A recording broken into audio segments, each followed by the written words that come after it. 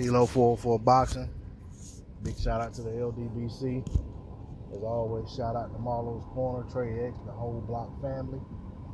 Hey, before I get into this video, I want to go ahead and say I'm not 100% sure how the audio is gonna come through because I have this AC blowing, but it's like close to 100 degrees here, so it's a must.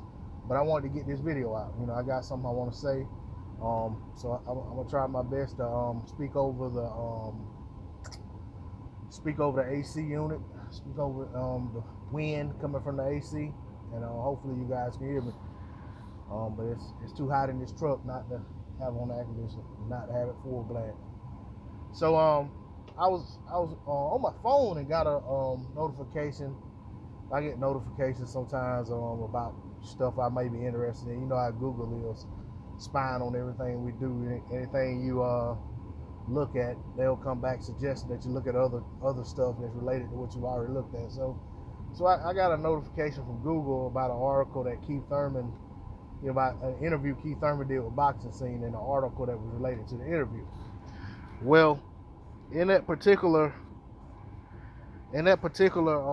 article, KeithThurman's talking about the potential Errol Spence fight. Keith says, and I'm paraphrasing, of course, so I'm not reading the article right now, but KeithThurman says something along the lines of, he don't understand why people say he ducked Errol Spence and don't know basically like he don't understand the outcry from the fans that accuse him of ducking Errol Spence. Says that you can't duck someone when you haven't even been presented with an offer. Well, and basically it was along the lines of presented with a contract. Offers come in all kinds of shapes, forms, and sizes, so to speak. And what I'm saying, it's well documented that KeithThurman was offered, and I know there are those who say who is he to offer him a fight, but Keith didn't run with it. Floyd was the first one who told KeithThurman that if you fight Errol Spence Jr. and beat him, I'll give you a fight. And this is when KeithThurman was running around chasing Floyd Mayweather, saying he wanted Floyd Mayweather, knowing Floyd was on the way out of the sport. And Thurman came back and said that basically Errol Spence hadn't done enough, he needs to get a belt, so forth and so on. And then ultimately said, well, he'll fight Errol Spence if he gets $10,000. $10 million, I'm sorry, $10 million.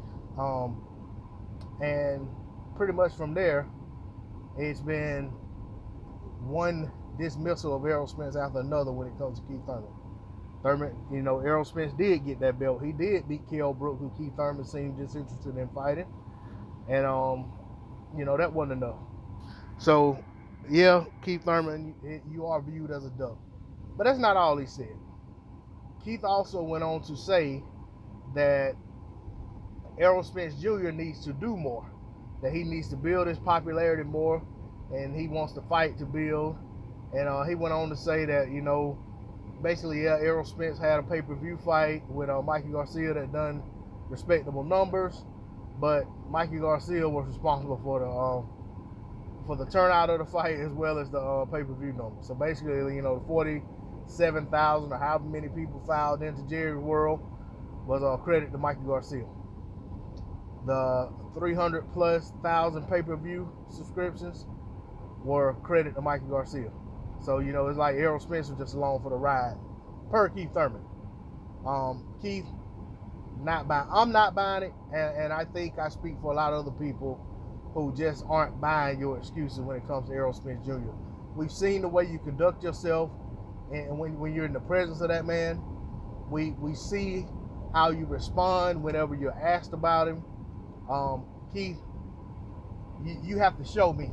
I don't want to hear the ring around the rosy, talking in circles and soliloquies, making all type of excuses as to why, Errol Spence Jr. doesn't deserve a fight with you, like you're some upper echelon, top of the pantheon type fighter that's head and shoulders over everyone else, when in reality, you're the guy that's been left behind, and you're trying to play catch up.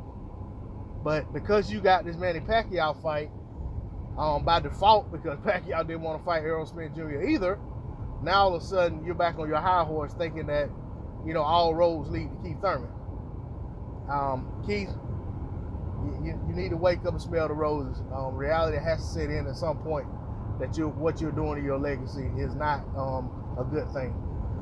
But, you know, that's all I'm going to say on it. I mean, I could talk all day about this topic, but, you know, it's one of those things where, you know what I'm saying, you got to touch it and leave it alone, because you'll go on and on chasing your tail as to trying to figure out why a man who is a professional prize fighter is so reluctant to get into the ring with one of his peers.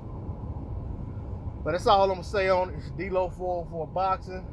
Hey, big shout out to my subs. You hadn't subbed to the channel, please subscribe. Hit that bell icon, drop a comment in the comment section if you want to, and you know, hit that like button for me. I'm out of here. Peace.